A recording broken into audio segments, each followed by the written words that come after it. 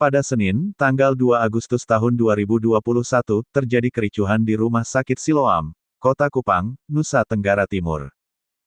Kericuhan terjadi lantaran pihak keluarga memaksa mengambil jenazah pasien COVID-19.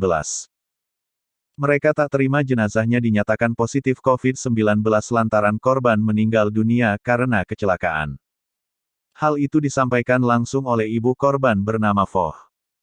Ia menceritakan, sang anak berinisial RR menjadi korban kecelakaan di depan rumahnya di Desa Obelo, Kupang Timur, Nusa Tenggara Timur.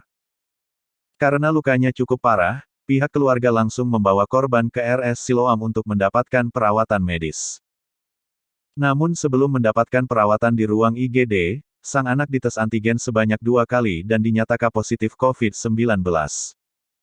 Mengetahui hal tersebut, pihak keluarga tak terima karena menganggap korban tak memiliki gejala apapun.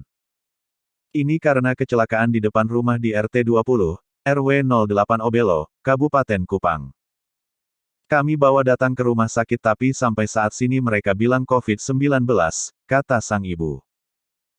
Dikutip dari Kompas, Selasa tanggal 3 Agustus tahun 2021, jenazah kemudian akan dimakamkan menggunakan proses pemulasaran COVID-19. Tetapi masih menunggu koordinasi dengan tim Satgas COVID-19 Kabupaten Kupang. Pihak keluarga kemudian geram lantaran prosesnya dianggap berbelit-belit, terlebih saat dikabarkan jenazah baru akan dibawa ke rumah duka pada petang hari. Pihak keluarga yang tidak sabar langsung mengambil paksa jenazah tersebut dari rumah sakit.